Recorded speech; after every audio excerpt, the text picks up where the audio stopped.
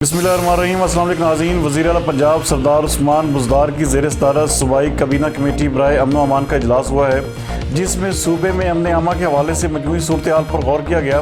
लाहौर से हमारे नुमाइंदा खसूसी इरफान खान के मुताबिक इस इजलास में अवाम के जान व माल के तहफ़्फ़ुज़ को यकीनी बनाने के लिए तमाम ज़रूरी इक़दाम उठाने का फ़ैसला किया गया। वज़ीर आला उस्मान बुज़दार का कहना था कि सूबे में कानून की अमलदारी को हर कीमत पर यकीनी बनाया जाएगा और किसी को भी कानून हाथ में लेने की इजाज़त हरगिज़ नहीं देंगे।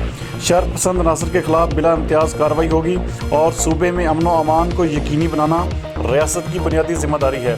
इस सिलसिले में हुकूमत अपनी ये जिम्मेदारी बेहतरीके एहसन निभाएगी।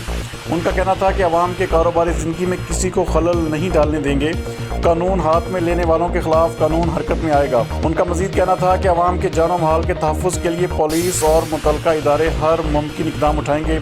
इजलास के दौरान सूबे में अमन व अमान की सूरत हाल के बारे में ब्रीफिंग दी गई। इस इजलास में सूबाई वज़रा Raja Bisharat, Mohammad Hashim Dogar, Ansar Majeed Khan, chief secretary inspector general police, additional chief secretary दाखिला, प्रिंसिपल सेक्रेटरी वज़ीर आला, आला सिविल व अस्करी हुकाम और सेक्रेटरी इत्तलात ने भी शिरकत की।